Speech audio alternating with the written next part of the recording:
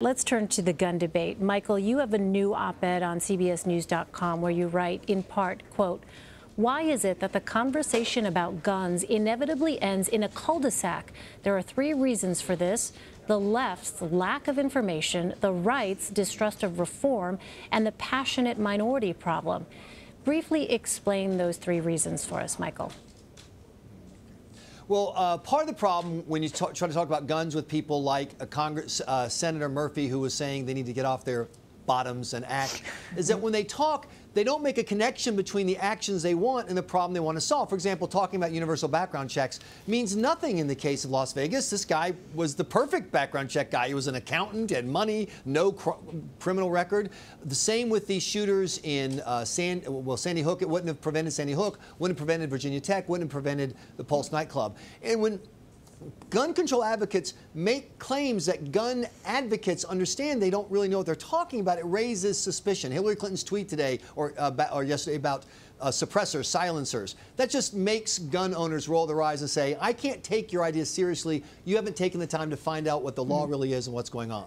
At the same time, I interviewed Senator Mike Lee of Utah today for my podcast, and he was adamant that there's no reason for gun rights advocates to come up with legislation themselves in this moment of crisis. He was adamant that there's nothing else that needs to happen, that if it's up to the other side to come and craft, plans. And I think part of that comes from a distrust of the motives of the gun control community.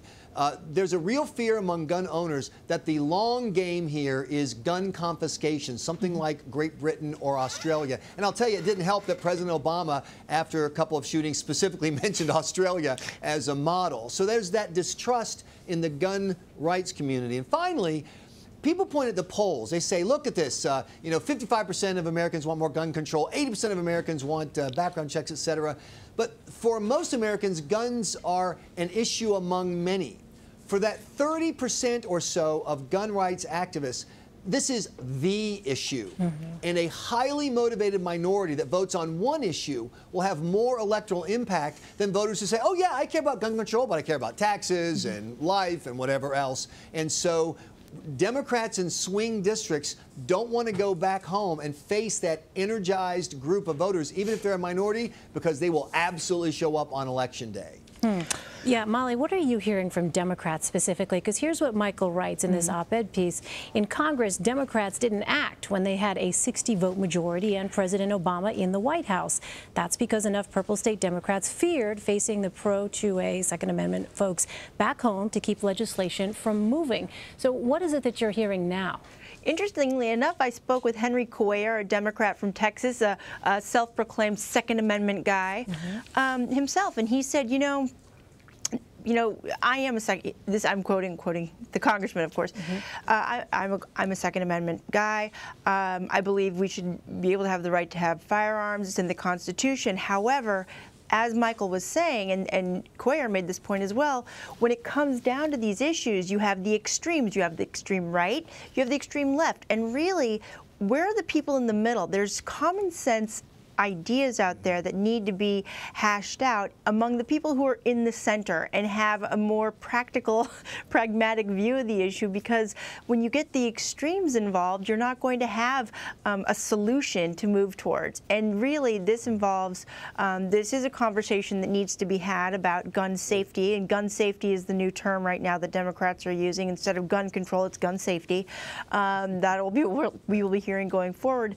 But, we really have to he said we really have to talk to the people who are more moderate on the issue. And what's interesting also up on Capitol Hill is there are two victims of gun violence. You have Gabby Giffords, who is a former member of Congress, who is from Arizona, who was shot in an event 6 years ago almost, and Steve Scalise, who just returned to Capitol Hill last week after getting shot in the hip in June by that on the baseball practice field in Alexandria with fellow congressional Republicans who are out at a baseball practice. And Gabby Giffords and Steve Scalise have very different opinions on what needs to happen moving forward. Scalise saying it fortifies, that experience fortifies his position, as a strong Second Amendment rights kind of guy, that you should be able to have a gun to defend yourself.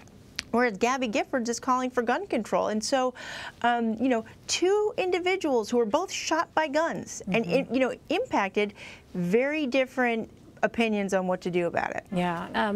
So, Michael, President Trump has suggested that there could be a discussion on gun policy at some point soon. And here's what Steve Bannon reportedly told Axios.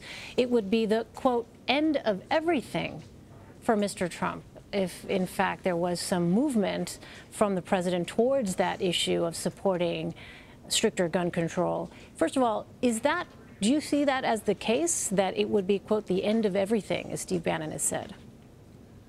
Well, remember, Steve Bannon has also said that about other issues that he cares about, too, like the DACA, the Deferred Action on Children, you know, Childhood Aliens, and other things. So, you know, I mean, Bannon's playing his card. The Second Amendment people have been very strong for President Trump, very strong. You know, Trump was pretty much a New York kind of squish, as we say, on this before he was running for president. He was like, hey, I ought to do something about them guns, you know.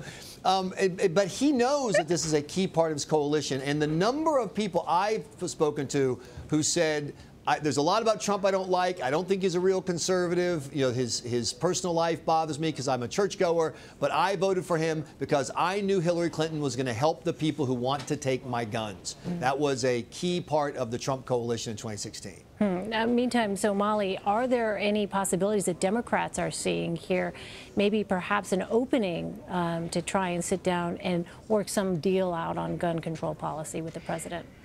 Well, they're kind of hoping he's going to go back to those squishy days when he did have problems with guns. I mean, because keep in mind, again, I feel like I'm sort of, you know, it's deja vu all over again.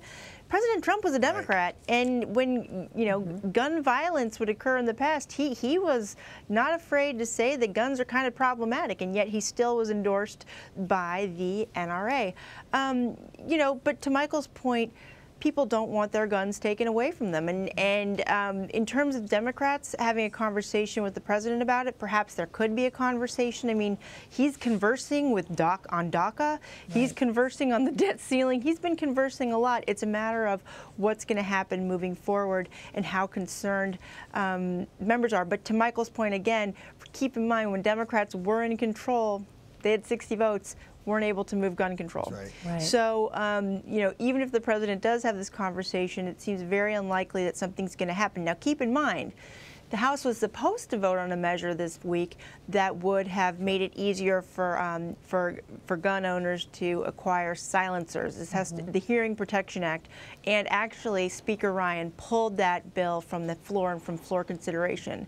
So maybe the lack of action on a measure that would have made it easier to you know, silence your gun is seen as perhaps you know, a positive for folks who are in favor of gun control.